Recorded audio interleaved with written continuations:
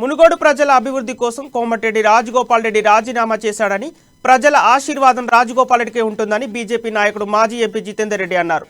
తెలంగాణ రాష్ట్రాన్ని ముఖ్యమంత్రి కేసీఆర్ దోచుకు తిన్నాడని, మీటర్లు కేసీఆర్ కుటుంబానికి పెడతామని అంటున్న జితేందర్ రెడ్డితో మా నల్గొండ ప్రతినిధి Kiran Goud face to face. ఎన్నికల ప్రచారంలో భాగంగా అన్ని పార్టీలు కూడా తమ ప్రచారం ఉధృతం చేశాయి. అందులో భాగంగా బీజేపీ నాయకులు జితేందర్ రెడ్డి గారు కూడా మునుగోడు నియోజకవర్గంలో విస్తృతంగా పర్యటిస్తూ ఓటర్లను ఇంటికి తిరుగుతూ ప్రచారం సార్ చెప్పండి, మీ యొక్క ప్రచారానికి ఏ విధమైన స్పందన లభిస్తుంది? గతంలో చూసుకుంటే ఇక్కడ కొంత బీజేపీ పార్టీ ఓటింగ్ శాతం కూడా తక్కువ ఉంది, దాన్ని మీరు ఏకంగా పుంజుకోబోతున్నారు? భారతీయ జనతా పార్టీ మొత్తం దేశవ్యాప్తంగా ఇప్పుడు ప్రజలందరూ కూడా నమ్ముతున్నారు.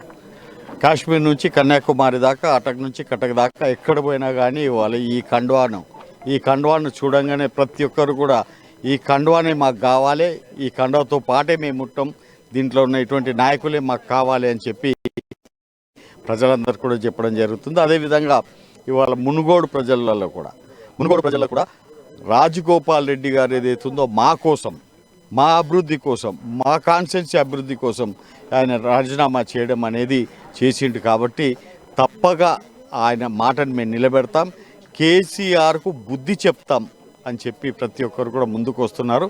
ఓటు వేయటానికి ప్రజలందరూ కూడా, పెద్ద మనుషులు అందరూ కూడా ఏదైతే ఉన్నారో అందరికీ ఇవాళ చెప్పేది ఏంటంటే, పెన్షన్ మాకు తెలిసి ఇవాళ కేంద్ర ప్రభుత్వం ఇస్తున్నది, గొర్రెలు మాకు తెలిసి ఇవాళ కేంద్ర ప్రభుత్వం ఇస్తున్నాం, బర్రెలు కేంద్ర ప్రభుత్వం ఇస్తున్నది, ఇవాళ బియ్యం కేంద్ర ప్రభుత్వం ఇస్తున్నది. అదేవిధంగా విద్య, వైద్య ఏది చూసినా కానీ కేంద్ర ప్రభుత్వం ఇస్తున్నది.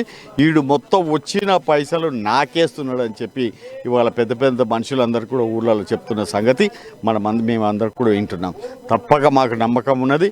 ఏ విధంగా అయితే హుజురాబాద్లో ప్రజలందరూ ఈటల రాజేందర్ని గెలిపించారో దానికంటే ఎక్కువ మెజార్టీతోటి ఇలా రాజగోపాల్ గారు గెలిపిపోతారు. టీఆర్ఎస్లో ఒకటే ప్రచారం చేస్తున్నారు, బీజేపీ అధికారంలోకి వస్తే మోటార్లకు మీటర్లు పెడతాం అనేది బాగా బలంగా తీసుకుపోతారు. దాన్ని మీరు ఏ విధంగా తిప్పుకొడతారు? ఇప్పుడున్న 84 మంది ఎమ్మెల్యేలకు, అదేవిధంగా 14 మంది మంత్రులకు వాళ్ళకి పెడతాం మీటర్లు. ఎవడా చెప్పింది మీటర్లు పెడతామని చెప్పి? ఎందుకు పెడతామా? ఇప్పుడు కాదుగా, దుబ్బాక ఎలక్షన్స్ నుంచి మాట్లాడుకుంటూ వస్తున్నారే. మళ్ళీ దుబ్బాక ఎలక్షన్లు ఎక్కడవా? ఇప్పుడు ఇవాళ దాకా ఏ ఎలక్షన్లు వస్తాయి? ఎందుకు పెడతాం మీటరు? అయినా ఒకవేళ మీటర్ పెట్టినా